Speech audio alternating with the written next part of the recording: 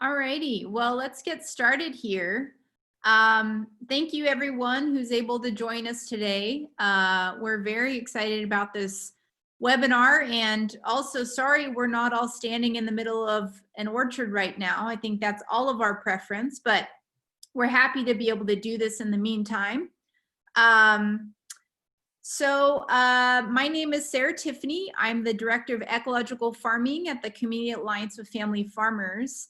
Very happy to be sort of co-hosting this webinar with the organization Ecdysis with Jonathan Lundgren, who's going to be joining us any minute here, as well as Tommy Fenster, who's been doing some amazing research that he's going to share on regenerative practices in almond orchards, as well as a number of extremely experienced and knowledgeable growers that we're very excited to hear from what they've learned over the years.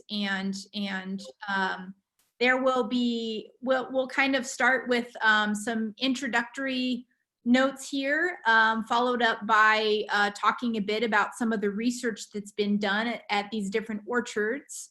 And then we're going to hear from the growers, which I think will be really informative, and we'll follow that up with a Q&A. And we're really hoping to get a lot of questions from the audience and get some really good conversation going. So I wanted to just start by requesting that folks go ahead and add your questions into the Q&A box. So if you're on the Zoom webinar screen, you should see at the bottom of your screen, there's a little Q&A icon, and you can go ahead and click that and enter questions, and you can enter questions throughout the webinar. You are welcome to direct them to specific speakers. And what we will do is once we get to the Q&A, we will get to all of the questions and hopefully have some really great conversation. I guess those are kind of the housekeeping details. If anyone does have any technical issues with the Zoom webinar, either in terms of being able to hear the speakers or see the video, etc., please go ahead and drop any technical questions or comments in the chat. So we're going to try to keep kind of logistical comments in the chat, and we'll keep our questions for the different speakers in the Q&A. And with that, I'm just going to kind of kick it off again. Again, I'm Sara. I work for CAFF, and CAFF has been involved in a lot of really great different kind of what we call now regenerative agriculture work over many years. In the 1990s and early 2000s, we ran the biologically integrated orchard systems projects, which we actually have a veteran of. Glenn Anderson is going to be on this call in a little bit. And currently we run a number of on-farm trials in orchards these days, looking at different ecological farming, climate smart regenerative ag practices. The one where we are currently doing the most work is actually in cover cropping. And we worked with, looking at 8 or 9 different sites over the last 4 years, using, that practice and other practices to address really important field challenges, as well as just to build up soil health and water infiltration in general. So, and I just wanted to note that, CAFF's hope really, obviously any one practice is an amazing entry point for growers. But I think everyone or most people on this call can agree that what we're really hoping to move towards is a more systems-based approach. And we see that really with the integration of multiple practices. And that's why I'm particularly excited about this webinar, because it's going to talk about what that integration can look like. So with that, I'm going to hand it over to Jonathan Lundgren from Ecdysis to talk a little bit about their work, and we'll get going here. Take it away, John. Okay. Is it possible for me to share my screen? Sorry, I just finally got on. I was like under Absolutely. the gun here. Yes, you made it. Please go ahead and share your screen. That's fine. How do I do that? I'm looking, share There, screen. There it is. Okay. yeah. Okay. Well, what we're going to do today is talk a little bit about some of Tommy's research and some of the exciting things that we're doing in almonds out in California. But I So, kind of wanted to just provide a quick overview of what regenerative ag is, and then kind of talk a little bit about the science behind regenerative farming and why Tommy's study is really exciting. Um, so, without further ado, okay, I am share screening and trying to make this thing go.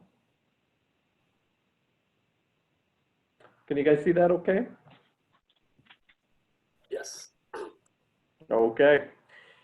So so Ecdysis Foundation is based in South Dakota, but we have projects, from Manitoba and Saskatchewan down to Kansas, and from the southeastern U.S. all the way out to California, working on regenerative agriculture and sort of applied science behind this movement in regenerative farming.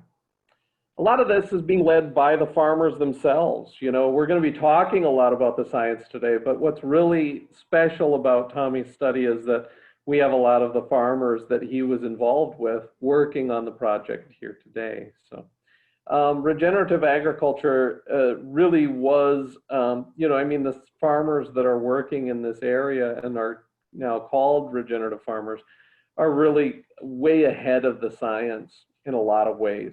And so the science is kind of trying to play catch up in this whole system. You know, different people like to define regenerative agriculture in different ways. I mean, I've heard a lot about, oh, this has to be carbon sequestration, and really regenerative agriculture is simply carbon sequestration. And I just don't agree with that. I think that there's that's certainly one component of it, and that's a really important component of it. But regenerative farming are systems, and that's a word that we're going to hear again and again today. I think that what really defines regenerative farms is just the difference in perspective versus a conventional operation. Um, Conventional farmers oftentimes look at this based on profit and yield, right? Those are the two outputs of a farm. And what regenerative farmers do that's much different and really special is that they really start to focus a lot on soil health and biodiversity. And what they find is that when they shift the focus of their operation over onto these two other aspects of soil health and biodiversity, the profits and the nutrient density really comes along nicely. There's a lot of ways of sort of skinning this cat, right? There's a lot of ways of making a regenerative farm, but the practices may vary, but the principles really are what define a regenerative operation from a conventional one. Number one is that oftentimes these regenerative farms have to stop disturbing the soil. Tillage is not an option. And this varies depending on the different operations. And if they do practice tillage, they have to recognize the tremendous impact that tillage has on life on their farm and soil health on their farm, and take immediate steps to remedy those events. They're never leaving bare soil. There's always roots in the ground. Plant diversity is key on regenerative operations, and these operations often take extraordinary steps in order to try to incorporate plant diversity into those operations. And then livestock integration is a really important component of many regenerative farms. When we first started working in these systems, it was in corn up in the upper Midwest. And we decided to start studying these things. We needed to go out onto regenerative operations. We got a grant to do just that, right? And so we went out there and we said, okay, you're a regenerative farmer. You're a leader in our region. What we're going to have you do is we're going to have you replicate this study. We need controls, and we need to completely manipulate this study just like it would be on a research farm, right? And so these farmers were very willing to do that. They said, well, okay, we'll apply herbicides versus our regenerative systems. We'll use this particular variety. And the study quickly started to break down. And it was like, they had all these weird questions, like, well, this variety, if you're really trying to control this, don't we have to be controlling for variety of corn? And don't we have to be controlling for all of these other factors in the system? And we're kind of like, yeah, you do. And one thing led to another, and the study was a failure. And the reason that it was a failure is because we were trying so hard to isolate the different mechanisms in these systems that we lost what was special about those regenerative farms to begin with.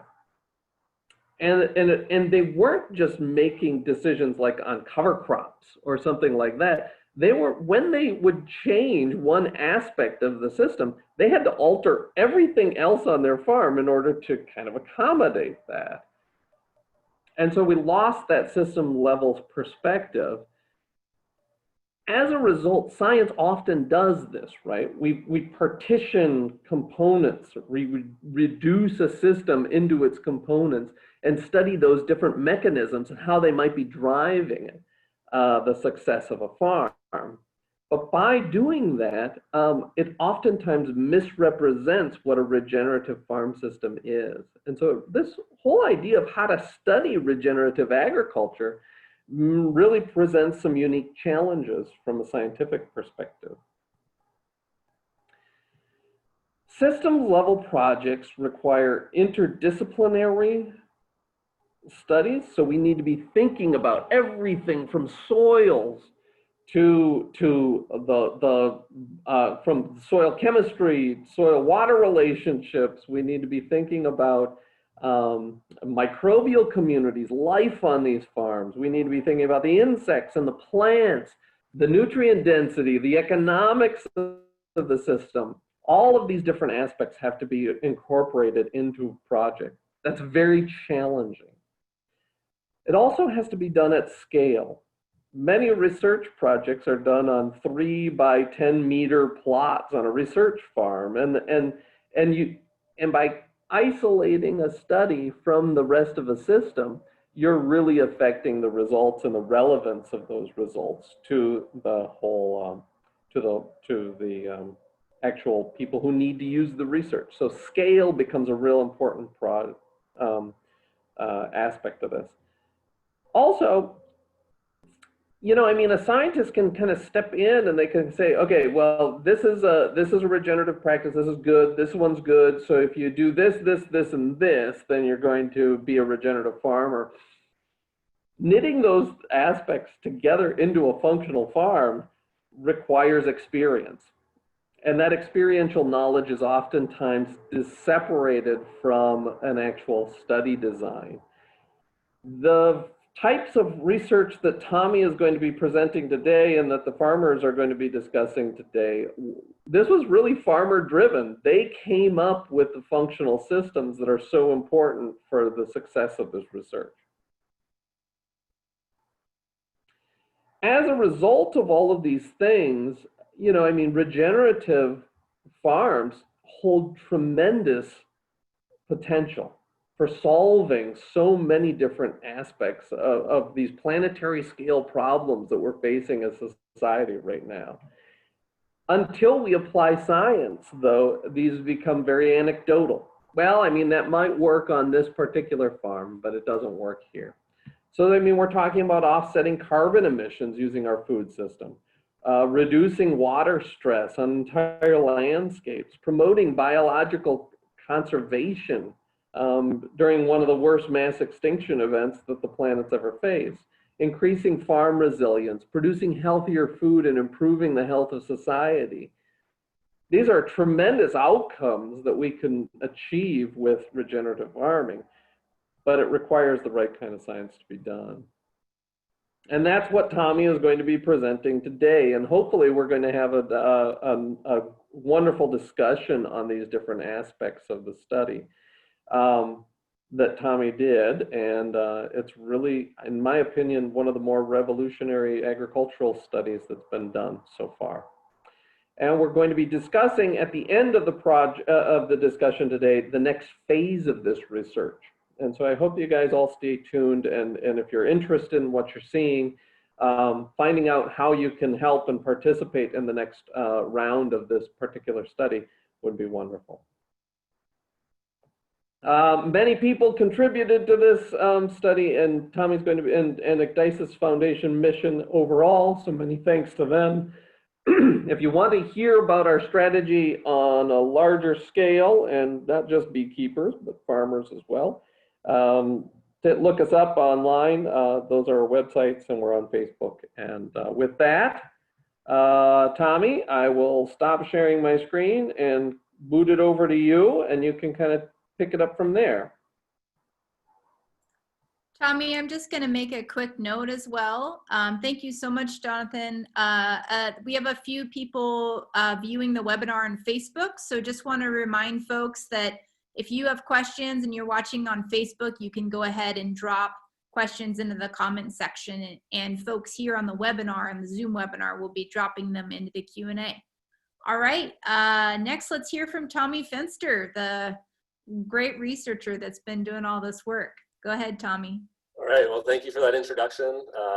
Looking forward to this presentation. Let me just share my screen real quick and we'll hop right into it. Okay.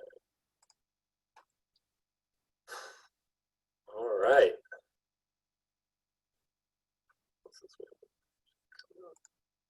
All right, are we good?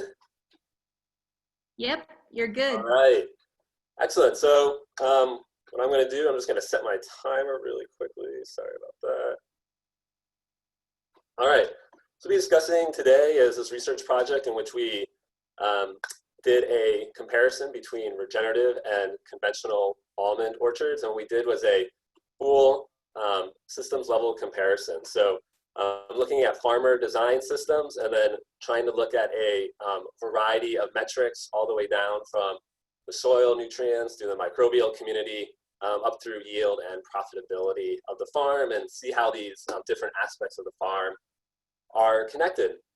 Our underlying question was to ask, was to try to quantify these regenerative farms. Are these regenerative management practices, these regenerative style farms, are they doing this job? Are they increasing biodiversity? Is this biodiversity providing any type of pest control? Are these practices building carbon? And if so, do these actually have real tangible results from the farmers and the result of a profitable and successful business model, which really at the end of the day is one of the main and underlying concern.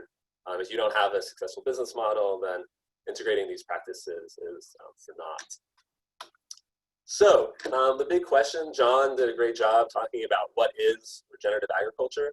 But for this study, how did we do this comparison between regenerative and conventional orchards? So we did, we just went out and we asked the community, a lot of emails, cold calling, and found farmers who seem to be practicing a regenerative model. Then we went out, we did an assessment of their practices. Typically with regenerative agriculture, they're considered to be 4 key principles to regenerative ag: not disturbing the soil, maximizing biodiversity, maximizing ground cover, maintaining living roots. So these 4 principles, we figured to define a regenerative orchard, we define regenerative orchards as those orchards which practice at least 4 of these regenerative practices. So it means that the farm itself is really taking a full systems level approach. You know, they're not just doing cover crop or just doing compost or something like that. We created a matrix and we provided them with scores. If a farm did a practice, they got a 1. If they did not do a practice, they got a 0. We totaled it up. And right here is just an example of 2 of our farms from the matrix, 1 regenerative, 1 conventional. You can see here, regenerative total score 6.5, conventional around 2. So it came out, our average regenerative score was 6.81, and our average conventional score is 1.56. So this is how we went about defining our regenerative and our conventional systems for the study for making the comparison. And then really, in practice, this is what it looked like. As you can see here in this image, this is 2 of our farms from the study. So what we did, we went out and found the regenerative orchards, and then we paired it with a neighboring conventional orchard. In this case, they were literally neighbors, just separated by a road down the middle. On the left is a regenerative orchard from the study. On the right is a conventional orchard for the study. So I think this picture, does a great job just sort of highlighting sort of some of the comparisons that we were making between these 2 systems. And they're really literally right next to each other. This is just one picture. It's not photoshopped at all on this little panorama. So a little bit more of what some of these practices look like in action on regenerative orchards. Integrating livestock is a key feature. Right here is actually a picture from the Burroughs farms and some chicken tractors that moving through their almond orchard there. So you also can see that there's a nice bit of ground cover as well. Here's another orchard. Chickens again integrated. And these, instead of being egg-laying chickens, are broiler chickens. And then on the left, you see a flamer for controlling any sort of weeds or biomass in the tree row itself as an alternative to using herbicides to control that strip. And different farmers took different approaches to this. Some just let it be, others mowed in there, but you can see, a variety of different ways to become a regenerative orchard. Also right here, just that emphasis on maintaining that ground cover.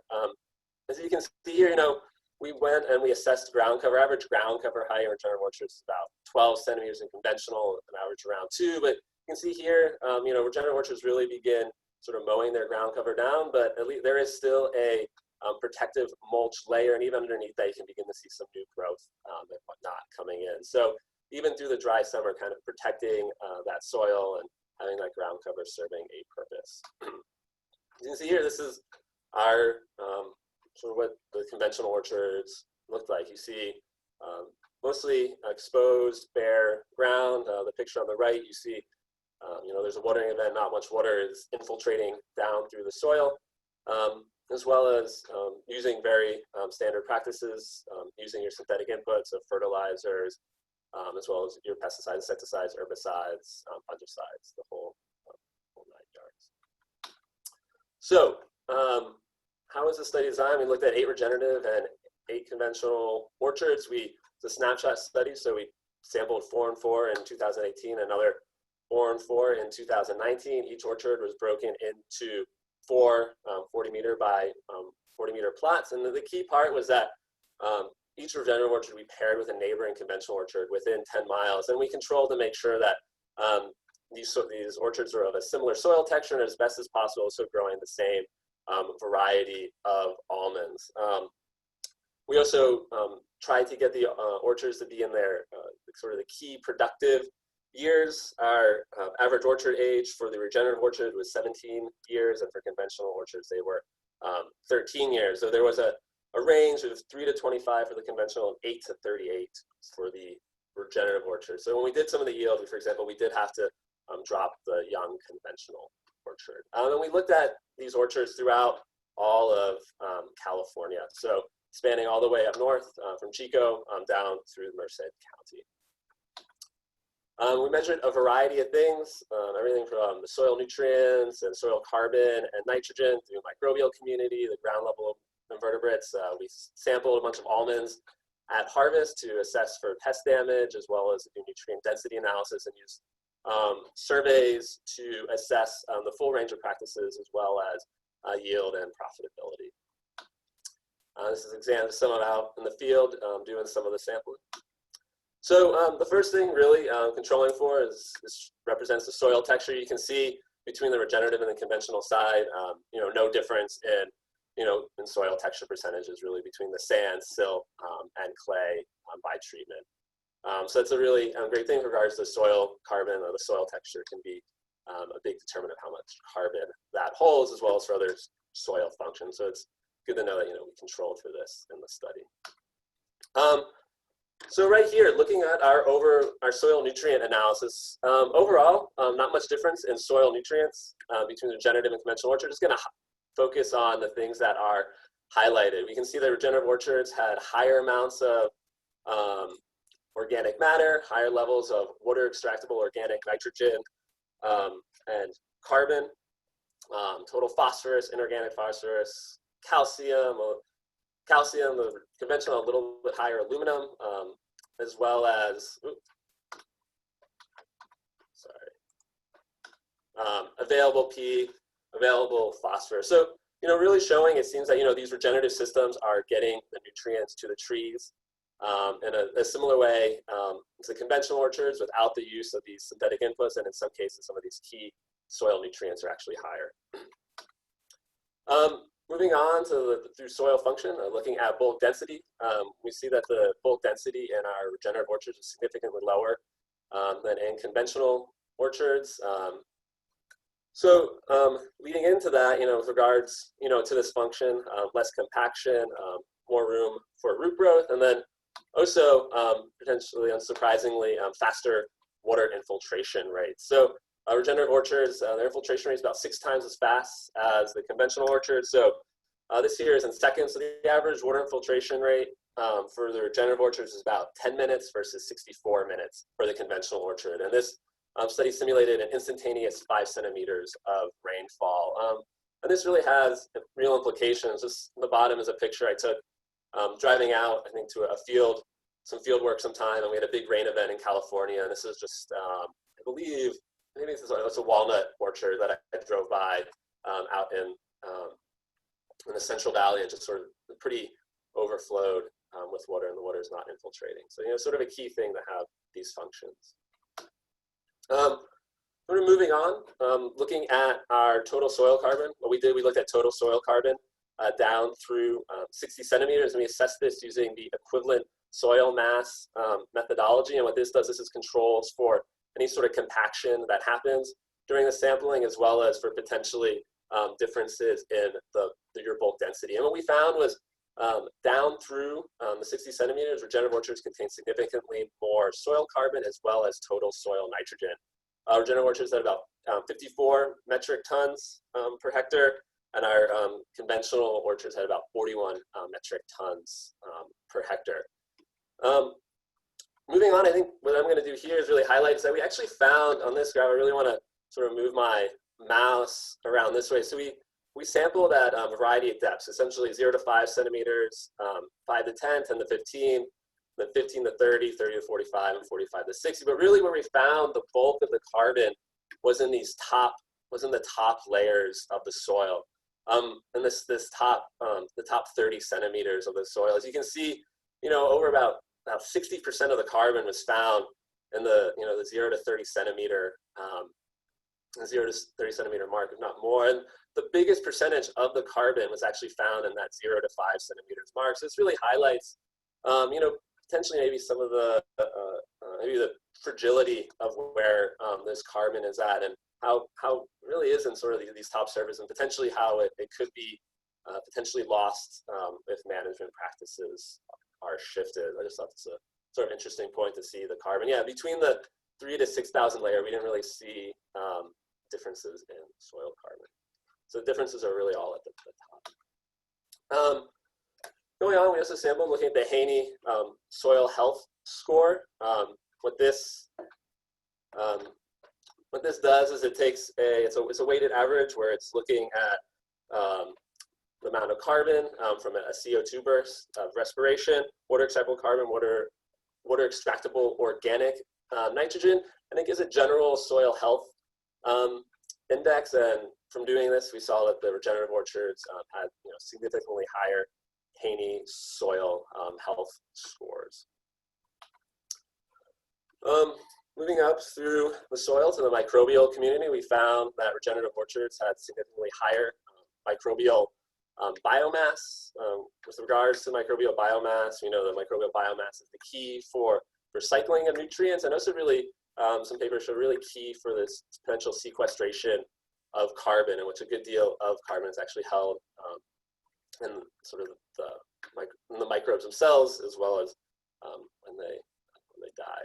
So yeah, key greater microbial biomass, and then sort of another chart seeing we did a large variety of microbial metrics throughout the 2 orchard systems. A number of them we saw no difference, but we did see significantly higher overall microbial biomass, greater total bacterial biomass, gram-positive bacterial biomass. But we saw also the regenerative orchards significantly higher actinomycete biomass and arbuscular mycorrhizal fungi biomass. And the actinomycete and the AMF biomass are really play really key roles in working with the trees to get nutrients, as well as it seems potentially with regards to carbon sequestration. Looking at the invertebrate community, we sampled the ground level invertebrate community in each one of the orchards, and we found in the regenerative orchards, the regeneratives are the bar graphs on the right, to about have 6 times the biomass as the conventional orchards, and to have significantly higher biodiversity as assessed through the Shannon H index. So it looks like that these regenerative orchards are supporting a more robust and diverse invertebrate community, which has implications, which I'll discuss a little bit later on. So kind of leading into this is we looked at pest damage. We went out to each one of the orchards and we sampled almonds from the floor of the orchard at harvest, and then we went back to the lab and we opened up all these almonds and we assessed them for pest damage. You see on the right is an example of some navel orange worm damage, and we found no difference in pest damage between the regenerative and the conventional systems. Here on the left is our conventional, here on the right is the regenerative. The percent, both of them did a pretty good job controlling for pest damage. Conventional orchards came out about 92% undamaged, regenerative about 93%, but overall no difference in pest damage between these two systems. So it looks like this regenerative system is doing a good job in having these potential biodiversity of the system, the overall system, to control, filling a replacement role for potential pesticides. Then, the big question, looking at the differences in yields between these two systems, we found no difference in yields between the two systems, p-value of 0.39. You can see we had a pretty wide range of yields between both of the systems. But yeah, overall, no difference. Some of the larger regenerative orchards in the study, the more commercial size, their yields were right in line with their conventional neighbors.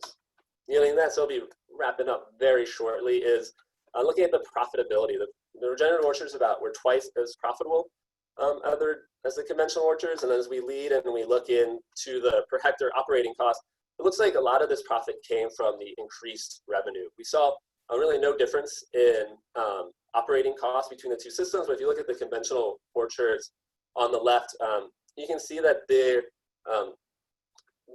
operating costs are very similar. It's much more squeezed together. It looks like potentially, with regards to the regenerative orchard, there's more room for potentially dropping down operating costs. But we therefore can allot that the profitability was due to the increased revenue from sort of the higher value placed upon the almond product. So a big final takeaway is we did analysis of looking at the correlation between invertebrate and arthropod biodiversity and pest damage, and we found actually that increasing invertebrate and arthropod biodiversity correlated to reduced pest damage throughout all of the orchards.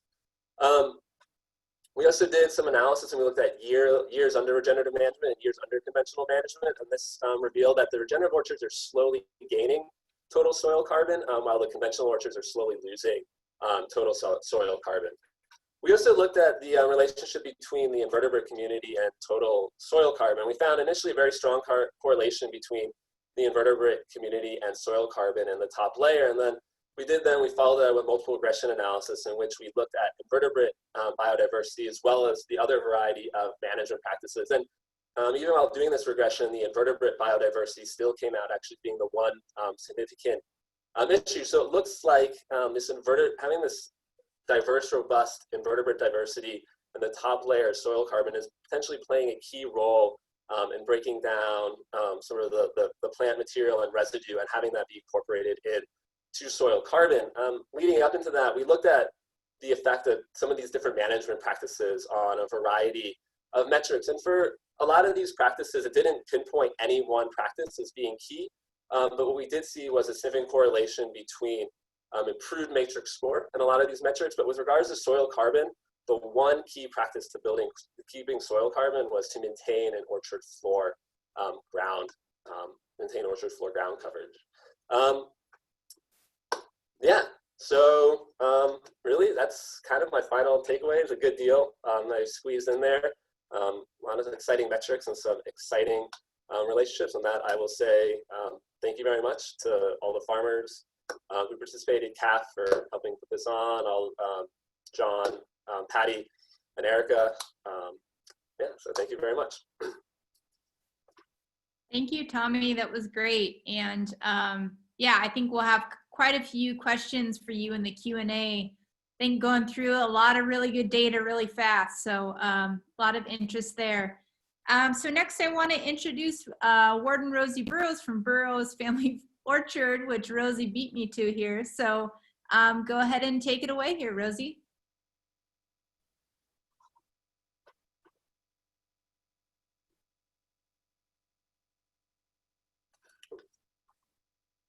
Rosie, you'll want to. Okay, we're good morning. Come over here, Ward, so we can just like. Good morning, everybody. Ward and Rosie here, and Ward, I'll let you take the first slide. Very good. So we are farming about 1,000 acres in northern Merced County with our children. Go to the next slide. Okay, just a second. Gotta get over here to it. There you go. Our daughter Benina in the lower left and her family are involved in the almond operation. Two of the other kids are involved in organic dairies. So yeah, it's not working. Go to the next slide. Okay. So our history, we started planting almonds in 1988, so 32 years ago. About half of those years we are under our regenerative or organic management, and about the last 10 we've been 100% organic, certified organic.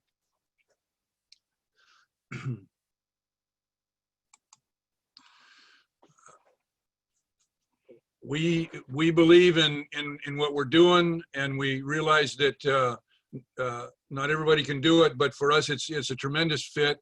The regenerative practices are helping our soil health and the biology in our soils, and like Tommy said, you know, the science is backing up that, finally showing us that these practices are coming up with results that are what the world needs and what we all want to go strive for.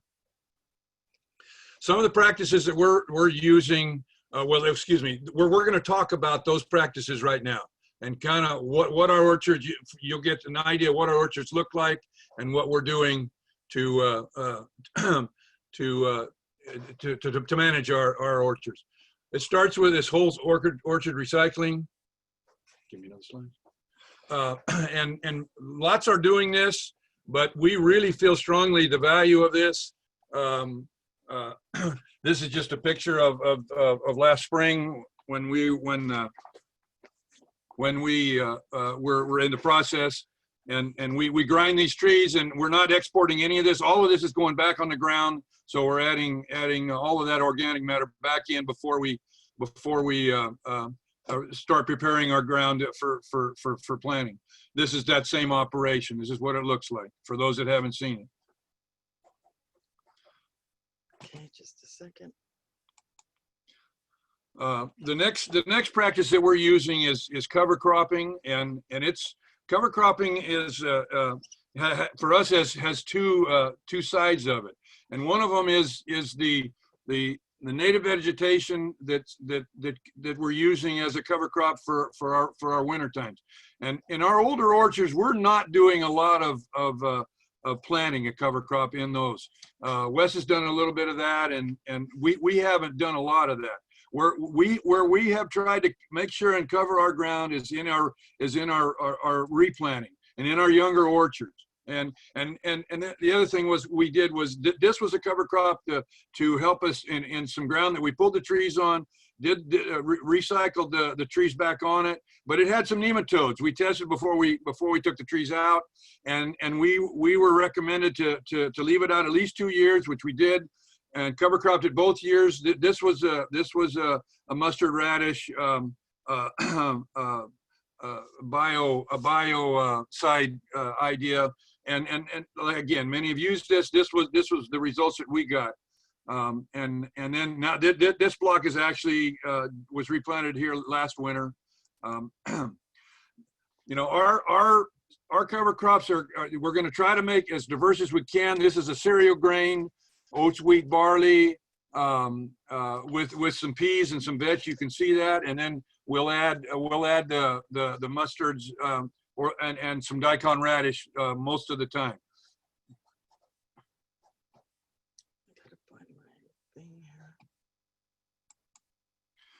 This was last winter. Again, cereal grains, daikon radish. This gives you an idea. This block is was a block that was we didn't plant. We're not going to plant it till this fall. So we're actually going to have two winters on it.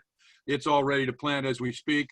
You can see in the background, actually that's a walnut planting. We're diversifying into some organic walnuts, but we're doing this, basically the same kinds of cover cropping, land, soil management in that ground. This was we have a couple pictures of this cover crop. This is actually a nice these are third leaf trees today. This was the first winter that we had them. You can see the weed cloth in this that we used as a weed control. There's pluses and minuses to that. I'll talk about them a little later. You should say it now. But this is again is that cereal grain legume mix kind of a cover crop. All this was all recycled back in the ground, and it kind of speaks to some of that Tommy was talking about. Even in our dry, arid summers, if you have this cover crop and can grow that kind of a cover crop in the wintertime, and then mow it down, and it takes some mowing, sure, but you don't do it all in one pass. But then you can keep that ground covered, and there was some real good benefits to that. This was again, I think it's the last cover crop picture we have, but that's the Apis radish mustard mix and every other row, and then this was the cereal grain legume mix, and we kind of wanted to see how they would compare and what went on. So this is that piece that I was standing in, and when we were able to actually do some grazing on it, the winter of 1819, and I mean, a lot of people don't have that capability. These were dairy cows. The dairy's just a quarter of a mile back behind us, and I was amazed at how much of this the cows actually ate. They actually ate quite a bit of the mustard and radish as well, but it was a tremendous volume of feed. We wanted to try to recycle as much as we could, and which we did, and the trees are doing very well. The nematode were reduced like we were hoping they would. Okay, one of the next practices we love to talk about is the compost manure, compost tea one.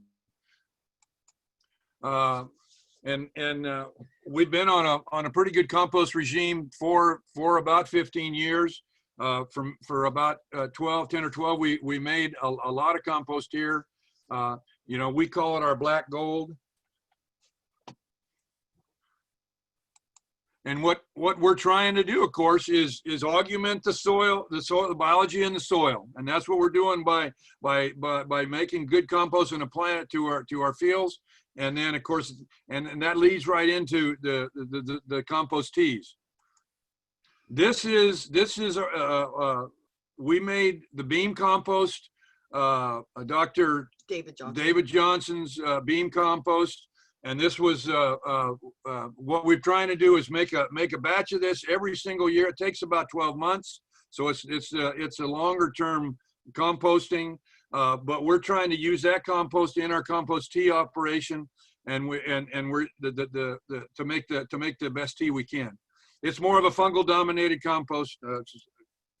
So this is our brewer, and we're making tea and applying it daily, fertigating it. From about the middle of April till harvest, till about the middle or so of August, and we make it every day, every 24 hours, about 500 gallons, and then we transfer it to different pumps and inject it in. But so again, we're augmenting our soil biology with these brews. Like I said, we have tried to incorporate animal grazing where we could and when we can. The dairy cows were one example. That's that same field. You know, and we got about a week, 10 days worth of grazing out of it. That's all we had. That's what it was. But it was twice a day. It worked really, really well. This is where we've run dairy heifers in some older trees. You're not going to run them in the young ones at all, and you can't run heifers much bigger than this. And it worked okay, and you got a lot of feed. You know, the biggest thing about grazing any of the livestock in them is you got to be out 120 days before harvest, and that's a really big deal. We had Joe Molnex come in with some sheep one spring and graze. They did a really good job. We had some trees get barked, and so we backed off of it. We probably need to explore this a little more. It takes, you know, you have a fairly short window. You got a December to April 1st window is what you have. So it's hard to match that. But I think this is really doable as well. You got to be able to get in and do your bloom sprays, because they're going to be in there doing bloom. So all of that, but that has to be managed. One thing I would add to the sheep for those viewers that are interested is that if, depending on where they're coming from, you just want to make sure that they've been mineralized so that they're not craving eating the bark. And then we do use the chickens in the winter and the spring of the year. We have some trailers that are set up that are small enough that'll go through the rows. The chickens do a real good job of they eat a lot of grass, and of course and as long as you're moving them every day, then everything works fine. And they're adding their nutrients. Sure, you're recycling nutrients. Want to point out the dog on the right is one of our guardian dogs, and out in the open space, we wouldn't be able to graze without these tremendous guardian dogs that protect from predators. So our orchards are you know, have been no-till once they're established. You know, most of the industry is, I realize that. But managing our orchards floor is what this next segment's going to be about. This is what we're doing. So, you know, when you quit spraying herbicides in your fields, you know, you grow a tremendous amount of vegetation. At least we do with the amount of compost, and we use DPL. We use dried poultry litter, and we get a tremendous amount of volume of vegetation that we, you know, it's got to be dealt with. And so we do a lot of mowing. I shouldn't say a lot. We do mowing, probably 3 passes in the spring of the year to get ready all the way through till sometime in May. But we use these side mowers, and we mount them on the front of these tractors, and they are hydraulically controlled, so we can raise them and lower them. If you have berms, you can use them. We try to have everything we have some berms, but we found that we prefer to have flat planted orchards for this reason. Wait, go back a little bit. I do want to mention. Just go back. You go back. This is a first picture of, we've gone ahead and raised our double drip hoses up. So even in the brand new trees, from the word go, we don't have a picture of that, but we're staking all the young trees, and those stakes will also support our single drip, which is what we have till the second year.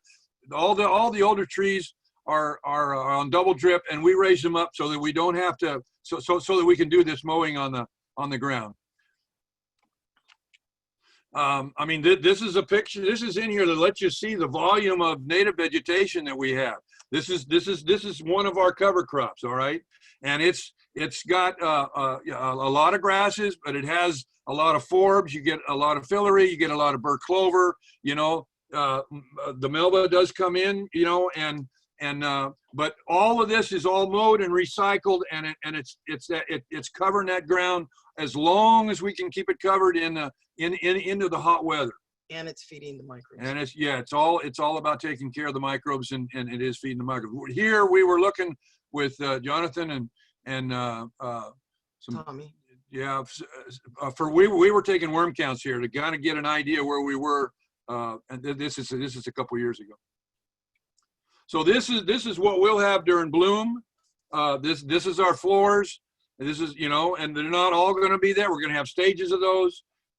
We run, if we're 1,000 acres, we were about 700 acres this year, and we ran three sets of mowers around, and then they're going all the time.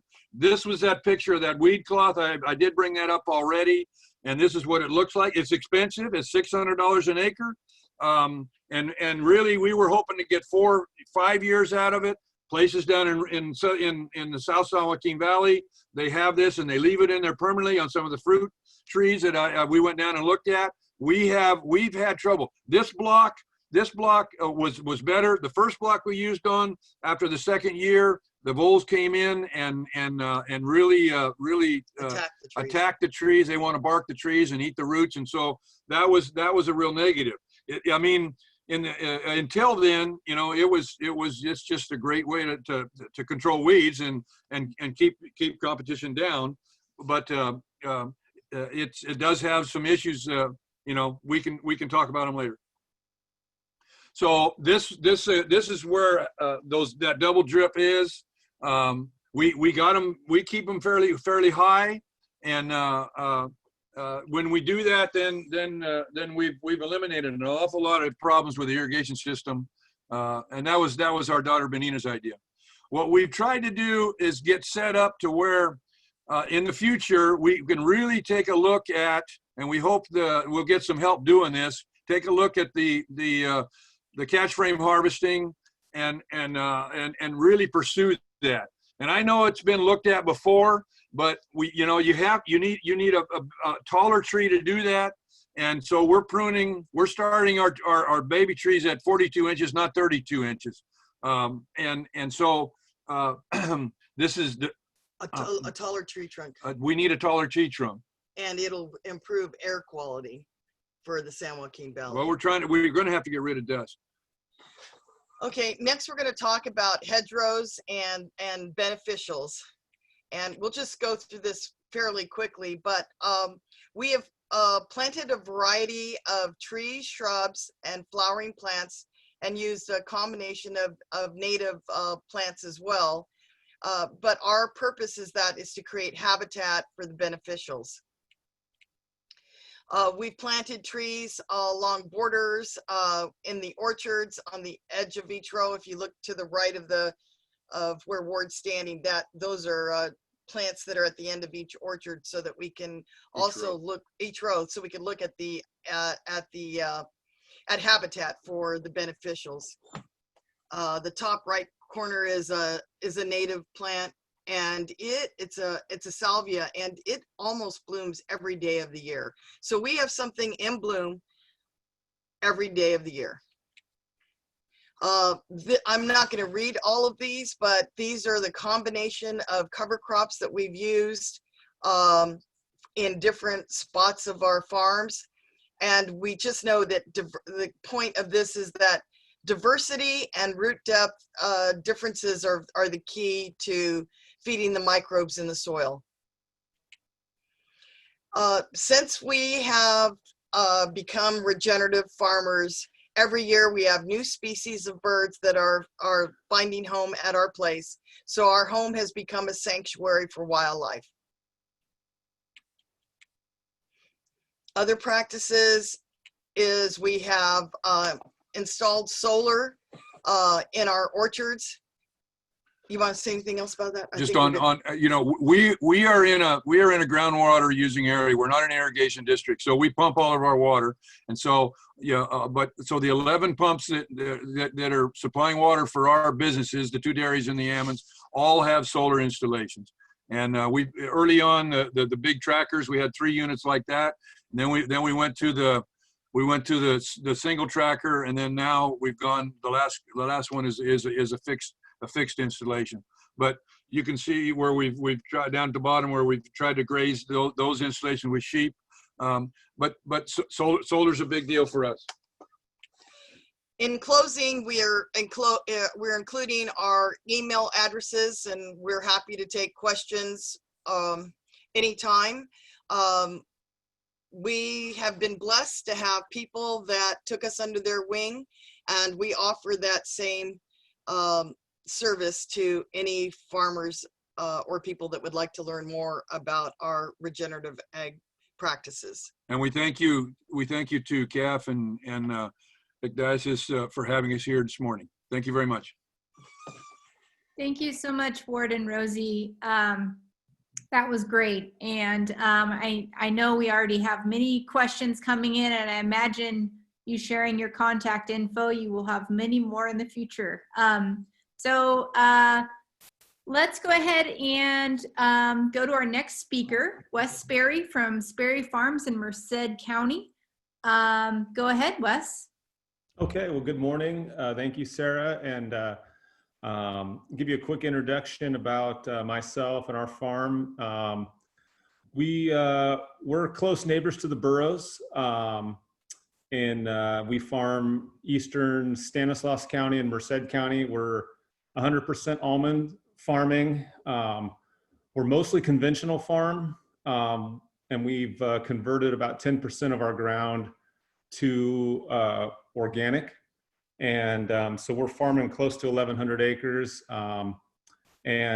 We were actually kind of a conventional farm that Tommy used for studying the comparisons with the Burroughs farm. So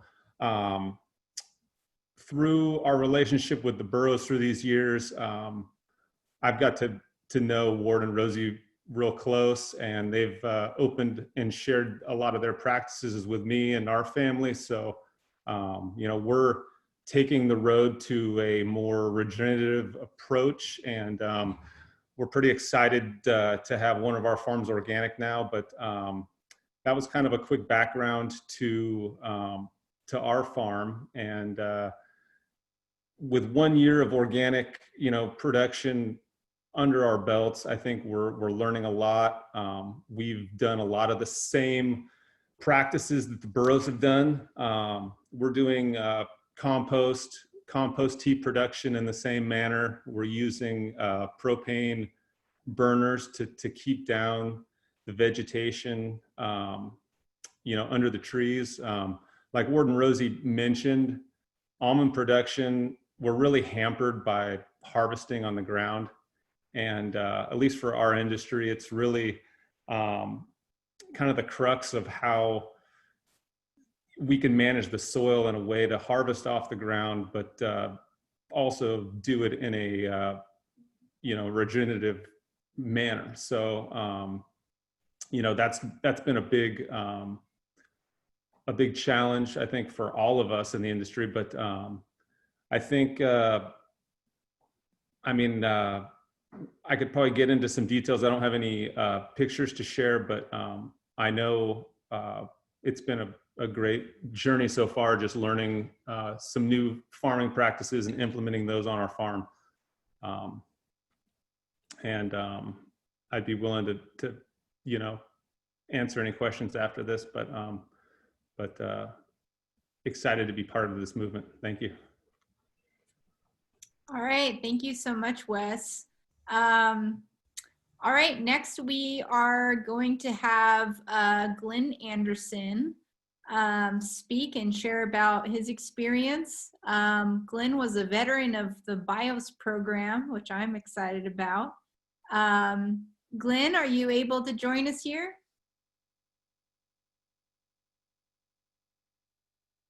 You're gonna want to unmute yourself there. There you go. Can you hear me? Yes, we can hear you.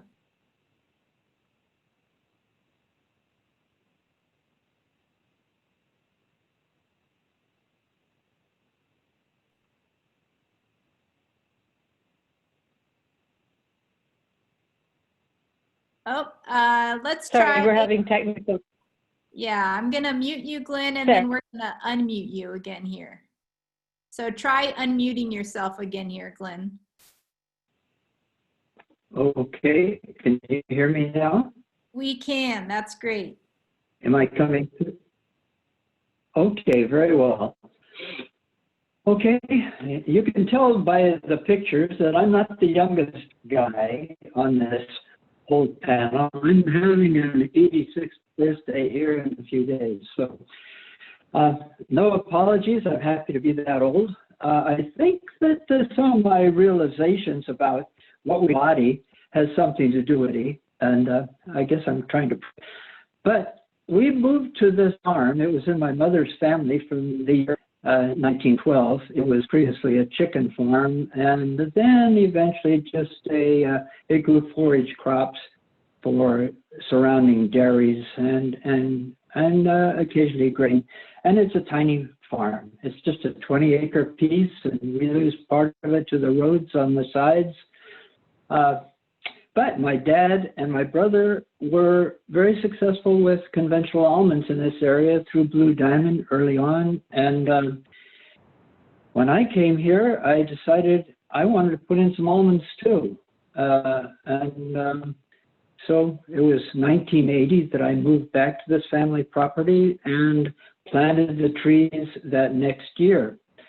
I had imaginings that we could probably improve the quality of almonds. So I was walking into this from the back door, thinking about what we put in our bodies. I had become a convert of eating organically and caring for yourselves in a holistic fashion, if possible.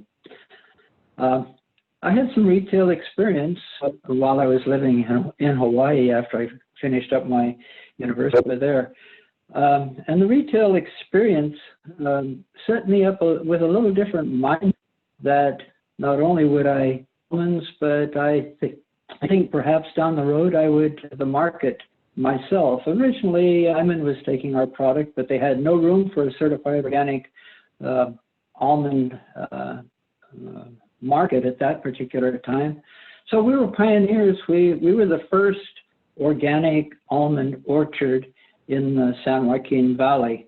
And we got certified, I think it was around 90 when we officially became certified, and became pioneers in helping other farmers convert their acreage to organic or plant new acreage and whatever. So we worked with the farm community, and there was a BIOS program that most all of you have heard of, and that was also pioneered, including this farm.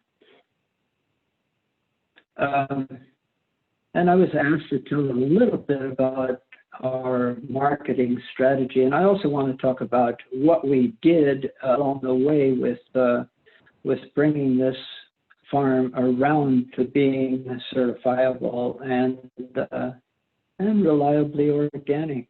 But our market, we have primarily been, over the last several years, selling directly. I learned, well, on a steep slope, going up a lift, that there was such a thing as an internet, and websites were emerging. So we became a pioneer there as well. We hung up our shingle on the internet.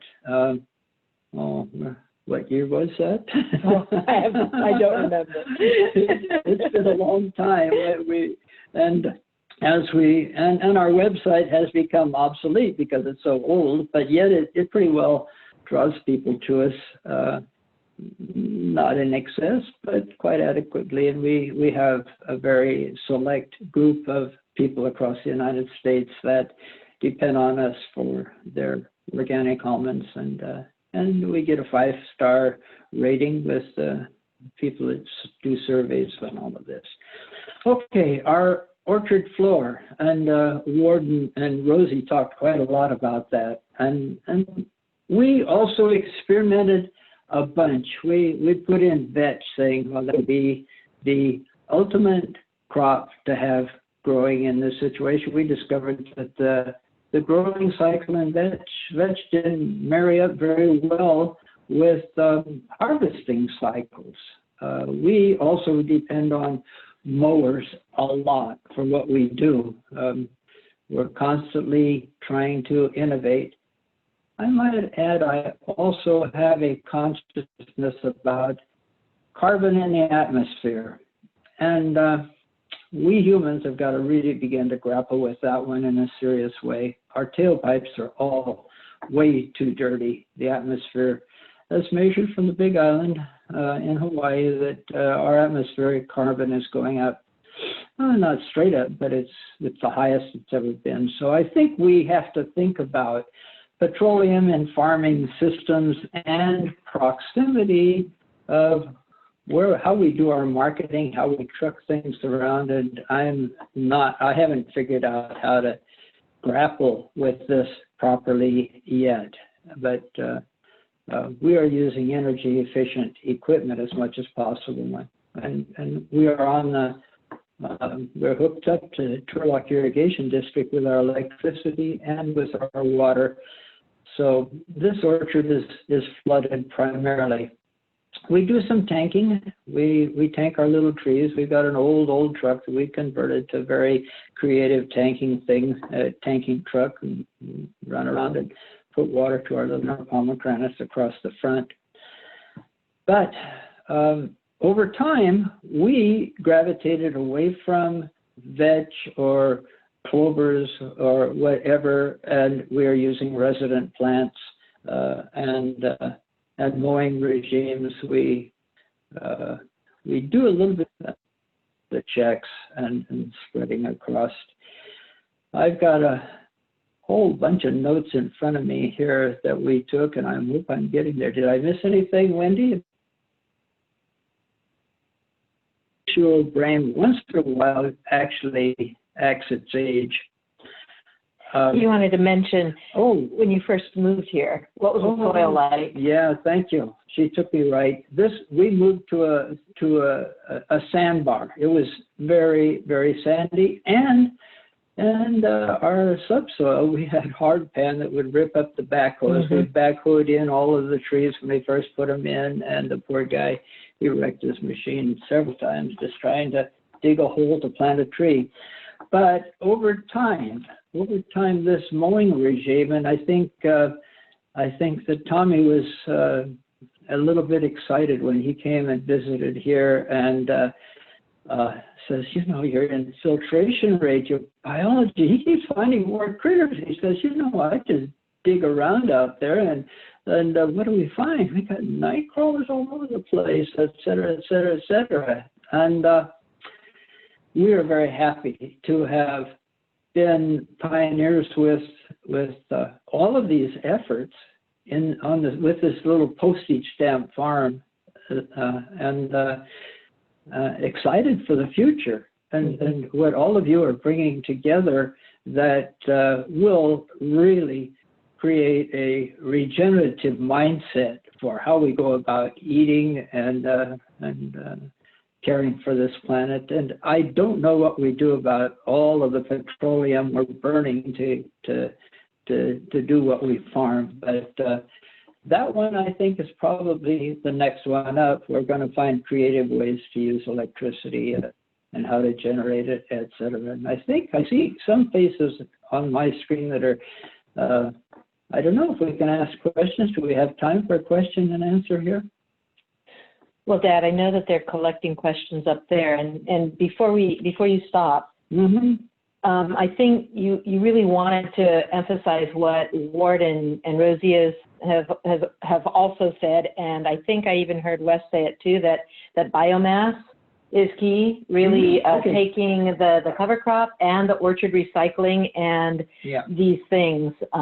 Over the many years, the biomass has really helped convert your sandbar into this wonderful soil. What's the phrase you used? It's biologically active. Yeah, Dad likes to talk about how he doesn't have livestock, he's got rock, and it's the bioactivity under the soil. So he's got a cute phrase for this. Here's your chance. Here you go. Thank you. In the orchard was the mower going. And you know what? That gets boring after a while. And I says, what am I really doing? What could make this more exciting than just saying I'm moist for the cover crop? Ah, yeah, I am feeding my subterranean livestock. And then after I imagined a little more around that idea, I says, well, maybe livestock sounds too much like a dairy farm or some kind of where the animals are cooped up a little bit. So let's call it wild stock, feeding my subterranean wild stock. So I don't know if there's a way you could figure out how to weave that into your vernacular or your vocabulary, but that the biological activity that brings balance to it. We do nothing to chase a pest. In fact, in our last organic certification inspection, the inspector says, well, what do you do for pests? And he says, we don't have them. We have biodiversity. And our reject levels fit in the low parameters when we pull samples of what we've just harvested. And sure, there's devil orange worms out there. I found some in some that were on the ground the other day, and it scared me. But are a serious problem that takes our average down. And to point out, let's see if I move my head a little bit here, you can a spreader truck going across through there. That is the dead trees, prunings, whatever that we pulverize every other year and spread out. We broadcast it in the off season so that there's plenty of time for that to be digested by the soil and presents no problem, even some of the larger pieces. And we put some well-aged compost that comes from an abandoned dairy. We also spread that every couple of years. And so we do have those inputs, but the rest of it is homegrown, just we're able to capture that is growing beneath the trees. And I was irrigating last night. I turned the water off at 10 o'clock.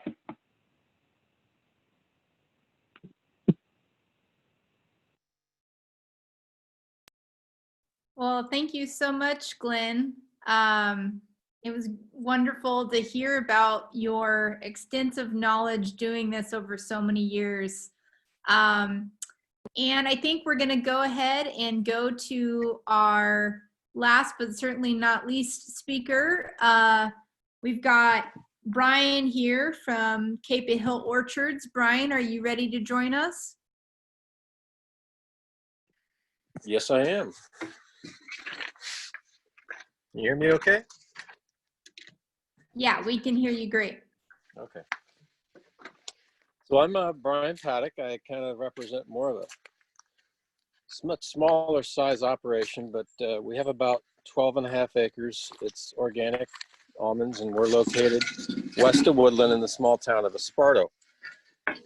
And I've been asked to talk about primarily our practices of we graze sheep is part of the overall program for our system here for our organic farming, and then also a little bit more on the kind of business side of it and how we maintain some sense of profitability. So regarding the grazing, so it sounds like a lot of the other farmers are kind of doing the same thing. We like anyone else, we have weeds to deal with, and we have a cover crop that eventually we'd like to integrate into the soil. And the most cost-effective way I've done that is through the addition of sheep. So we've got a neighbor who runs sheep, and I work with him, and it's hit and miss, but when we do get the sheep over here, they're very beneficial from the standpoint that they're going to remove that cover crop when we want it removed, which is typically done before it goes to seed, so that we can kind of maximize the nitrogen fixation that's occurred. And then we also have the weeds that will pop up after that cover crop's removed, so we like to keep those down and in check. And then, of course, the great benefit we get out of this is the sheep are introducing their own organic matter, their manure, back into the orchard that has some benefits to it. So that's very helpful. It also, reduces the amount of diesel we're burning, time in the orchard. Instead of me sitting on a tractor for 8 hours, I can grab a beer and sit in the middle of the sheep and watch them take care of my business. They're very effective. We did have a little bit of problem one year with some barking, but not too bad. And it's we're trying to figure this one out. Sheep can bark trees, but it appears to be a density issue, as also the time of the year. And I think biologically their needs change depending on the time of year it is. So you try to introduce them towards that later April time frame, and it can be problematic, or if you put too many of them in there. The other last subject I wanted to talk about was kind of the business model idea. So I'm a small family farm. It's very, very difficult to maintain some sense of profitability. The best way we've been able to do that, it's already been hinted at with some of these other growers, is offering a direct market approach. And that's accomplished primarily through farmers markets, a roadside stand, which we operate, and the internet, which would be an extension of our roadside stand. So we're able to reach out literally around the world. So we have many customers throughout most of the United States, and a few international ones that are very loyal. And that's a great way to, it serves a need in a number of ways. One, the public is very interested to know how their food is grown, and they want to have a relationship, if they can, with their farmer, with the guy that's growing their food. So they're able to do that. With me, they call me up on the phone a lot, actually, or they can interact through texting and the website and stuff. But we have that direct interaction. They know how their food is grown, and they're getting it straight from me. So that model works fairly well for us. It takes the middleman out of it, keeps more of the money with the grower, so that we can, again, maintain some sense of profitability. That's pretty critical for us. If we didn't do that, there'd be no sense in farming, other than for just a hobby. And then, of course, we have many farm visits. Folks come out here and can firsthand witness what they've been buying and what have you. So that pretty much wraps up at least the two topics that I was asked to address, and that's all I've got. Great, thanks so much, Brian. I'm sure you'll have plenty to add to some of the questions that have come up. So thank you to all the speakers. I think we've got a lot of food for thought. We've had a lot of questions coming in, and we're going to go ahead and move into the Q&A section here. And if people continue to have questions they'd like to ask, please go ahead and keep adding those into the Q&A. I will note it's possible that we don't get to all of the questions. If that's the case, I will do my best to wrangle our speakers into being able to provide written answers, which we'll send up after the webinar here. And again, to a reminder to anyone watching on Facebook Live, if you have questions that have come up, go ahead and type those into the comment section, and we're keeping track of those as well. So let's go ahead and get started. And let's start with some questions directed towards Jonathan and to folks in general regarding livestock. There's been a number of questions coming up around the role of livestock in regenerative agriculture, particularly considering the potential of carbon sequestration, kind of, and how that fits within this bigger picture of greenhouse gas emissions and greenhouse gas reductions, considering livestock can emit methane. et cetera. So Jonathan, if you want to take that one, and anybody else who wants to chime in after that, that would be great.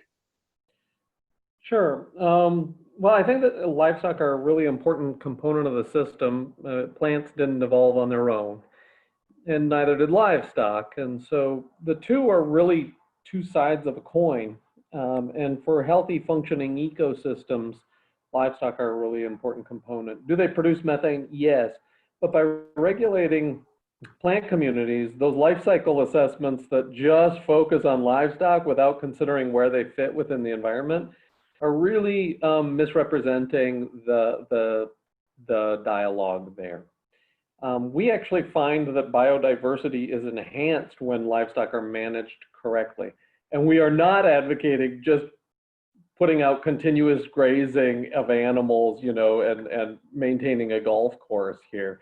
What we're after is well-managed livestock that frequently move, that allow that plant community to rest, and all of those different aspects. It can improve the resilience of a farm operation, adding additional revenue streams, helps with nutrient cycling. It's just a really positive thing on regenerative operations. Thank you, Jonathan. And I know in work that we've been involved in, we also often will see that the effect of a cover crop, for example, will be amplified in terms of carbon buildup in the soil if you go ahead and bring animals in to graze that. And you mentioned, you mentioned good management is a really important piece of the puzzle when it comes to livestock. And I know that Rose and Ward, as well as Brian, touched on this, but if any of the growers maybe want to comment on what some of those good management practices are for livestock in particular. I think there's some questions about food safety. It sounds like those would be some great topics to address here. I'd just like to add that in terms of grazing any animals, it's important to use MIG, or management intensive grazing, where we are rotating animals on our, for example, on our dairies. Our cows get fresh pastured paddock forages to eat every 12 hours. So we're moving them twice a day. And in the orchards, we're moving them once a day. Was there and the rest periods is what Jonathan's talking about. Rest periods are the key to any of the grazing. If as long as the soil and the plants have enough time to regrow again, which normally is somewhere between 3 and 4 weeks or longer, depends on how fast the plants are growing. Time of the year. So then it works very, very well. And livestock are we need to be pulsing. We need to be pulsing this vegetation, and you take it off. And the root systems that have grown to support those plants that the cows just ate, that's what's feeding the microbes. That's what's making soil. That's what's putting the carbon in the ground and keeping it there. And could you, I think you mentioned this earlier, Wes, but could you directly speak to the sort of at what time do you need to take those animals out of the orchard in order to comply with FSMA regulations, food safety regulations, for example? Wes, I can help you with that. Oh, yeah, please do. 120 days before harvest, minimum. And I mean, that is what the Almond Board recommends for food safety. So that's about the 1st of April for most of us. Most of us harvest is going to start somewhere in the first couple of weeks of August, and so that's the day we kind of use as our cutoff day. Great, thank you for that clarification. And our next question is actually for Tommy regarding the primary differences between conventional and regenerative ag systems in terms of cost. There's a question, kind of what the primary differences around cost is. Some of it around startup for getting it going in terms of developing your regenerative ag system, or are some of the practices in particular very costly?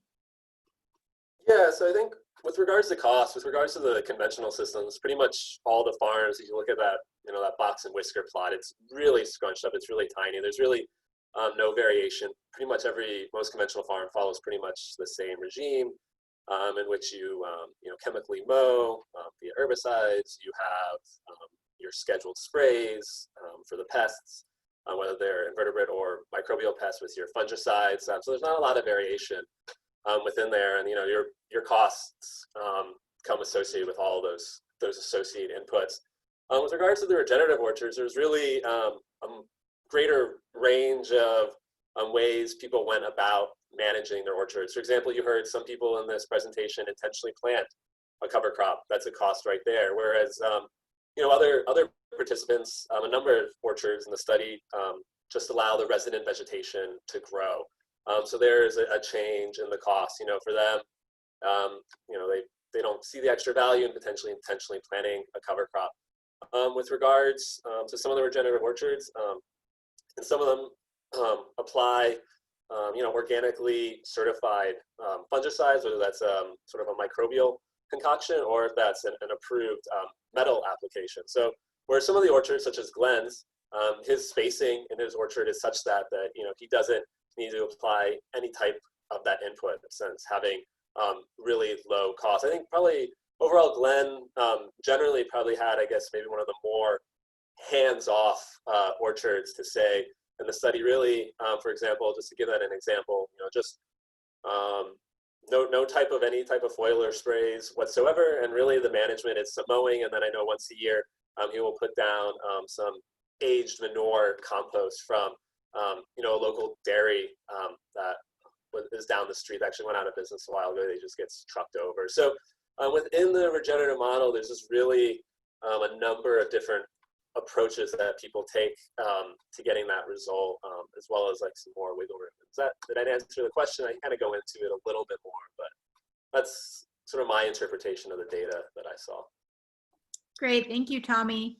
And there's been a number of questions kind of relating specifically to ground management, I think largely alluding to cover crops or even keeping resident vegetation. So if any of the growers could comment on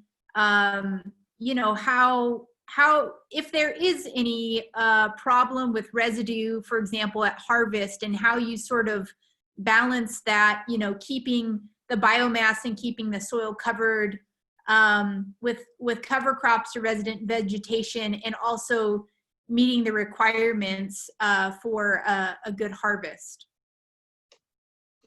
Can I come in on that? This is Glenn. Please do, Glenn. Go ahead. Yeah, and actually they're touching on a really important issue here. Part of it depends on what you are permitting to grow or are growing, and I don't think I made it clear that my mowing regime is rotational. I never take the whole thing down at once, and I have certain options because I don't have any burns through the field. I don't have any emitter lines. There's no sprinklers to look out for. It's flood irrigation primarily, except when we haul water to the little reed plants. We've still got 40-year-old productive trees in this orchard. And that surprises me that we can have beautiful old 40-year-old trees. They're a real pain to get the crop out of, but we're still just, they're too beautiful. You can't resist that. Yeah, and how to get ready or how to be ready at harvest time. We have gone to lawnmowers, the industrial strength lawnmowers. They've got a gas engine in them, but they're becoming available with plug-in electric. Those are expensive. I looked at it. I didn't go there, but maybe down the road we will be going in that direction. Close mowing in the tree row, and then just scalping the rest of it down with a mower. And we just picked up a real clean harvest with minimal problems. we're finished. We've already put the water on for the season. fine I did it grass. last night. Yeah, well, we just don't try to eradicate Bermuda grass where it wants to exist. Sometimes the timing of our mowing eradicates it. Sometimes the conditions just aren't right, but Bermuda's not a problem. It works hard too. And the fine grass just falls away from the heavier nuts. So the harvest machinery efficiently separates out the harvest. Yeah, actually, when they sweep it, I get a windrow that really doesn't look too much like almonds. It looks like it's a windrow of hay, but the vacuum device on the harvesting machine is such that the nuts make it in the cart behind it, and the rest of it blows back into the field and just stays there as a mulch. And a little bit of dust, but oddly enough, this organic dust that we produce here, it tends to land in the orchard, doesn't seem to drift away very much. We try to be attentive about one neighbor lives a little bit close, so we blow it back into the field. The harvester has that incredible vacuum cleaner built in to the machine that sends it right back. So That's great. Thanks, Glenn. Yeah, go ahead, Ward. So grass is, for us this year, this has been the toughest year to deal with grass that we've ever had. And I don't know if those beautiful May rains had something to do with that, and because we got more biomass later than what we normally do. The mix of the vegetation does make quite a bit of difference in terms of how fast it breaks down. Okay, and I think in some of our native vegetation, we don't have enough legumes in it. And of course that affects two things. We're not fixing nitrogen for our trees to use, but it also we don't have the right biology to help break down all the cellulose that's in the rest of the grasses. Ryegrass, we grow ryegrass you can't believe out here. So that's we end up. What we've gone to is we pick our nuts up twice, which some people would say that's a negative. You have more in an organic orchard, regenerative orchard. We have more deadwood, and so we have to deal with that. And when you shake, the little limbs come down, and the hullers hate them, and they don't want them. So we have to figure out a way to get those out. But we also go through. And when we're conditioning that very first pass to get rid of that wood is we have to blow the grass out. So then when we pick up nuts, we have those clean nuts that Glenn was talking about. But it does take us 2 passes, and we found that we just have to do that. Thank you, Ward. And I think following up on another question regarding cover crops, there is a question about irrigation. Do any of you irrigate your cover crops? And how do you do that? And do any of you not irrigate your cover crops? For example, if you're on a drip only system and just relying on winter rains. I think this is particularly interesting for folks a little bit further down in the Central Valley that are concerned about, using up water on cover crops that might otherwise go to trees. So if anyone wants to address that one, that would be great. Well, I can make, we plant in, sorry, is someone else talking? Wes. Go ahead. Go ahead, Wes. Okay. Thank you, Rosie. Yeah, I'll make a few comments regarding cover crops. We've been actively planting cover crops both in our organic and our conventional orchards for a number of years. We started by broadcast seeding and didn't have much, much success with that. We've since purchased a seed drill and we've been experimenting with different cover crop, seed blends. For us, we are all on micro sprinklers, so we don't have the ability to flood irrigate or really broadcast any water to plant these. So we've found that really we have to plant right before a rain or right after a rain. We've experimented with different timings and really nothing works. And our best stand of cover crops was this past winter, and we got all of our seed on about 5 days before the first big rain, and we had probably our best cover crop stand yet. And we're really relying heavily on the native vegetation, but I'm actively planting cover crops every other row, and I switched to the opposite rows the following year, and I'm trying to just introduce more nitrogen fixing species and just more diversity. We have quite a bit of vetch that's native, and obviously a lot of native, not native grasses, but resident grasses, and really just trying to amplify the diversity out there. But really with irrigation, I can't speak on how it would be nice to irrigate it, but for most almond farmers, that's not even an option, and really just following those weather patterns and working around the winter rains is going to give farmers the best success. So I'll end it with that. Ward and Rosie, did you want to add anything there? Sure. In our situation, we're not going to be able to irrigate with our double drip. We're not going to irrigate any cover crop, and there's going to be a risk. Like what Wes is planning going every other row, every other year is basically what we're going to try to adopt. On the young trees, we can go 100% planting. We want to cover all that ground there, but on a mature orchard, we're not going to go there. And I think as time goes on, water is more expensive all the time.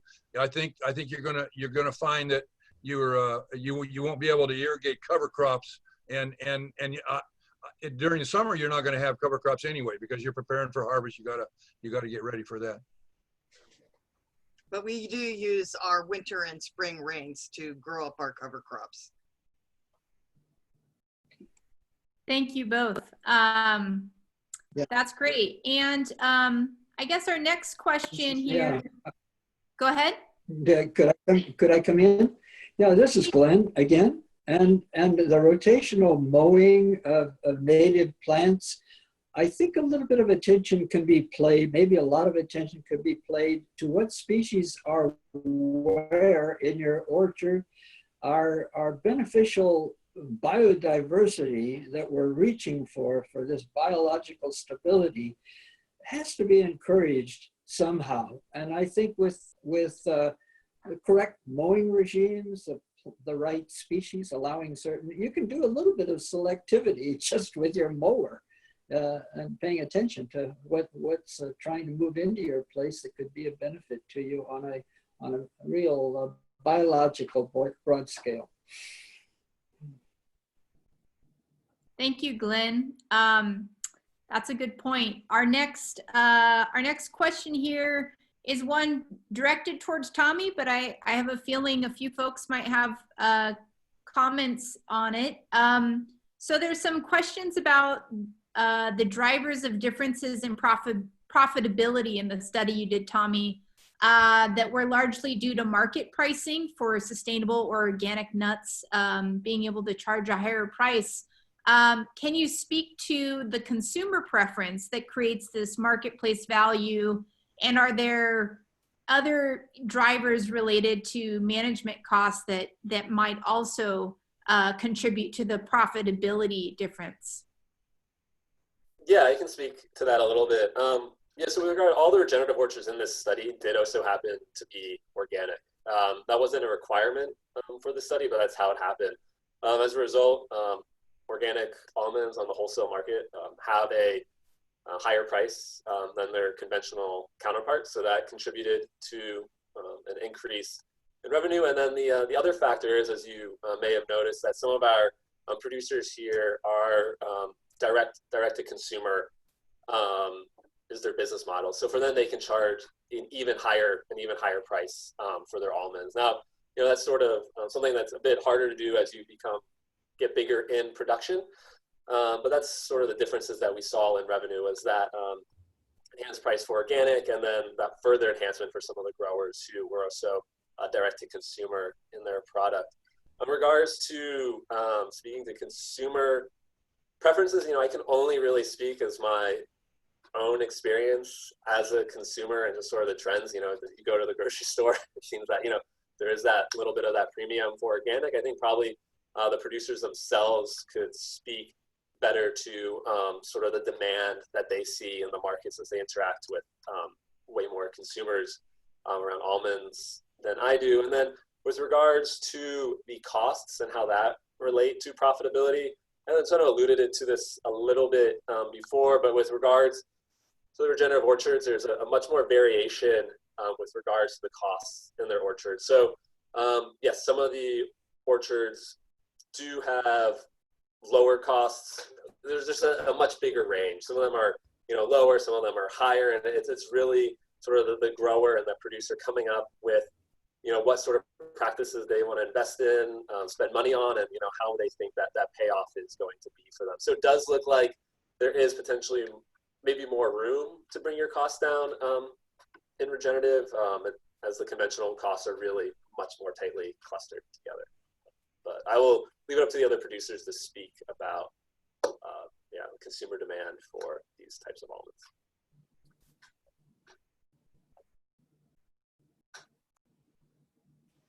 This is Glenn again. I had a slack period in my demand when I got my crop in last year, and suddenly the phone began to ring one morning, and I went to Courier Publications. They ran a piece on honeybees and almonds, and they mentioned our name, so I got a little bit of free promotion out of that. That cycle of demand continues. People are increasing their consciousness about farming systems and what they're living next to, and how they're treating their body, and a whole range of new things that I'm quite excited about. How do we really take care of ourselves in the environment? Maybe right now, when we're all looking at somebody with a mask on when you walk down the street, I think it's wake up time in many regards. And we're talking about how do we wake ourselves up. I think a lot of the economics of a regenerative system also comes in from just the stacked enterprises that are involved. And I think that was another component of that discussion there. When you have putting all your eggs in one basket, I mean, there aren't many economists that say that that's a good idea. And so these regenerative farms kind of inherently, as part of that model, start to confront that.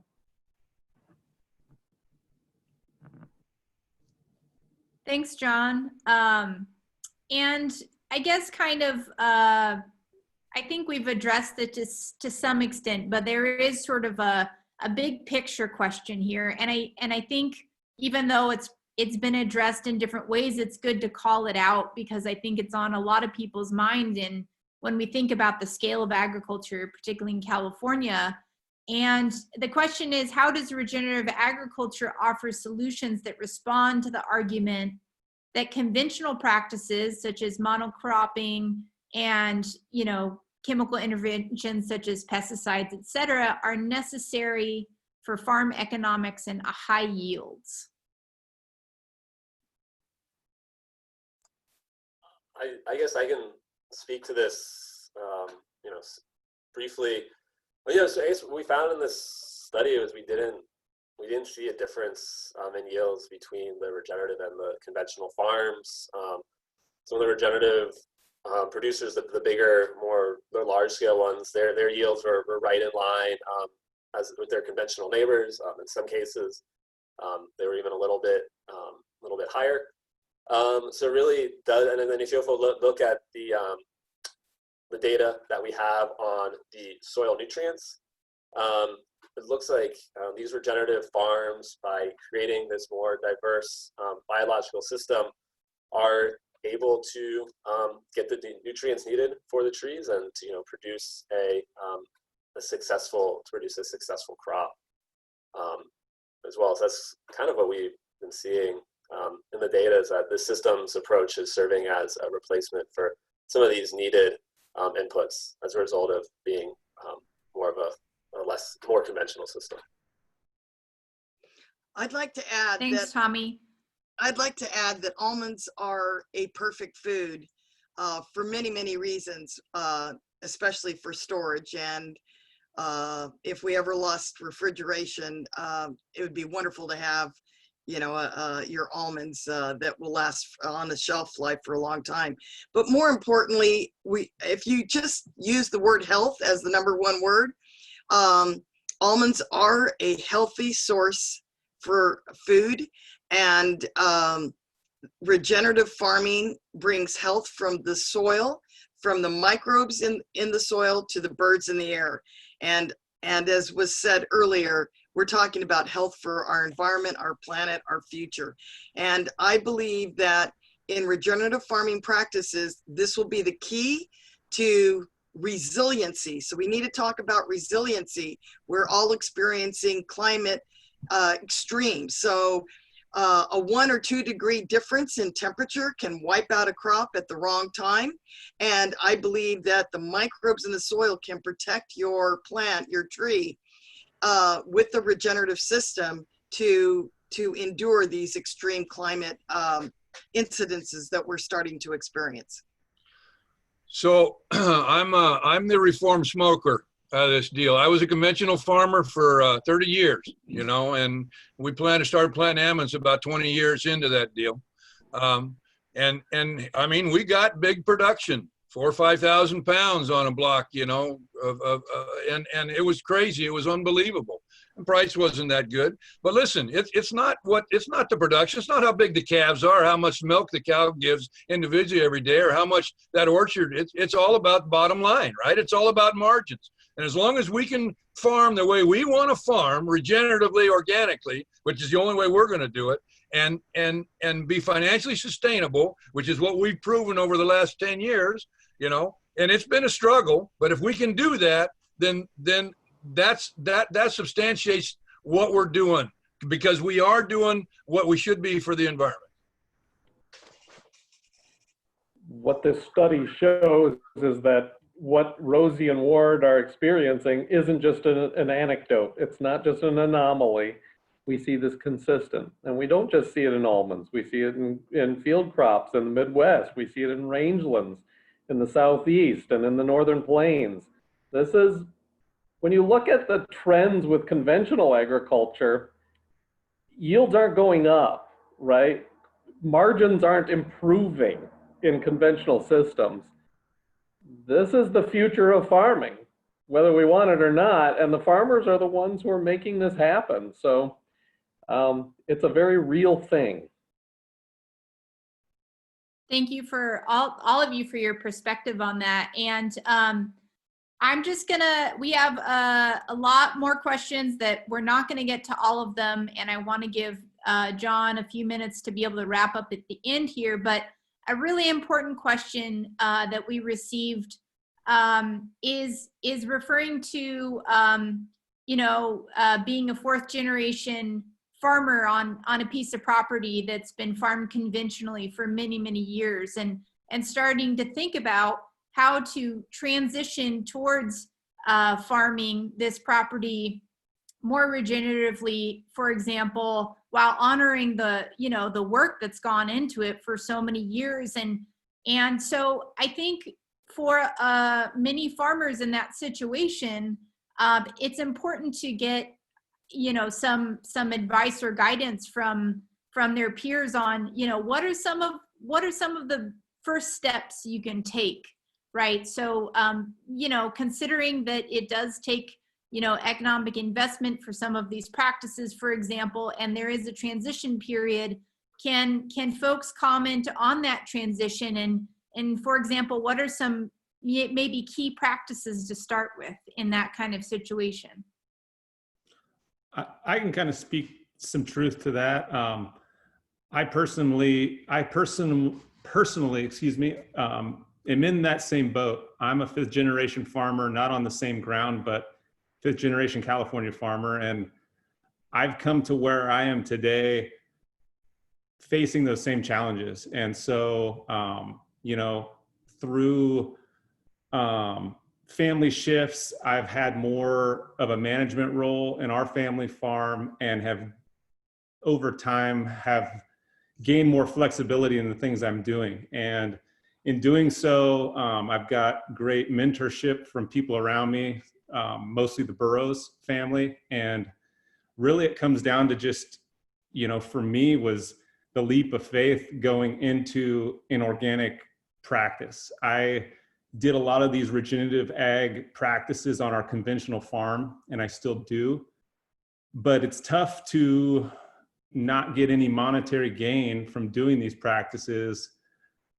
at the marketplace. So I made the choice to start one of our farms in organic practice, because if I'm going to take the investment into doing these different management practices, I want to make sure I'm getting monetary gain for that. So really, I think, you know, the advice would be to start small. That's what I've done. I've taken 10% of our conventional ground into organic, and with hopes to take more, but really it's a total paradigm shift. There's a lot of, you know, education and, you know, thoughtful management practices that go into this. So I think that's what it comes down to. But I think if we don't start thinking about this, like Ward and Rosie said, I mean, we've got less than 1% of probably our almond ground is organic, and less than 1% of it is being managed regeneratively. So we've got a big ball to move, and it starts small though. And my goal is to kind of learn and create a blueprint that other people can follow what I'm doing, and I can be a conduit to help people. I mean, it's going to take me years to fine tune my practices, but you know, those are goals for me and our farm. But more people need to be thinking about, you know, following, you know, these farm practices and making changes. So thank you. Thank you, Wes. It's really important to have that perspective, I think, and I think a lot of us are realizing, you know, we're playing the long game here, but the sooner we start playing, the sooner we're going to start seeing those benefits, including economic benefits down the road. With that, we just have a few more minutes, and I want to give John a few minutes here to wrap things up. Just a little bit of housekeeping. I want to let everyone know that we will be sending up a follow-up email after the webinar that's going to include a whole lot of resources for you all interested in the study, as well as a lot of the different practices we've been talking about today, and even some potential funding opportunities to help kind of reduce the financial burden of starting some of those practices. So stay tuned for that, please. It'll be coming out in the next couple of days. And among those resources, we're going to go ahead and try to get all of these questions answered by our speakers that haven't been covered here today yet. So thank you again for giving us those questions, and we will be working over the next few days to hound our speakers to go ahead and give comments on those, so we can cover everyone's questions. And with that, I want to hand it over to John to wrap things up for us.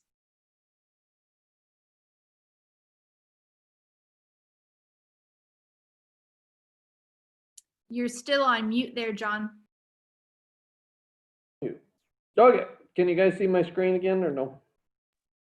Yes. Yes. So you as you can see, hit present though. Yep, I'm trying. There it goes. So there is change starting to happen. Tommy's, this first phase of our almond research was really important in demonstrating that regenerative almond production can even be done. Before Tommy kind of went down this road, most people within the industry kind of looked at us and said, no, this simply can't happen in almonds. Soil health may not work in almonds. Too many people said that. So we had to kind of find the innovative producers that were leading this charge. We're ready now. Our goal, quite frankly, at Ecdysis is to change agriculture towards regenerative using science.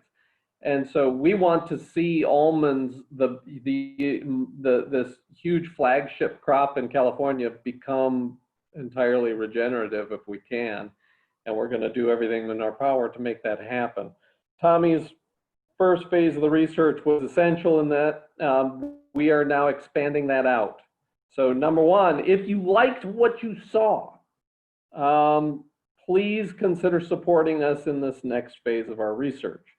Number one is that we're going to take what Tommy did and kind of replicate that in the southern half of the Central Valley, where it becomes more arid, where things like Sigma become a bigger and bigger issue.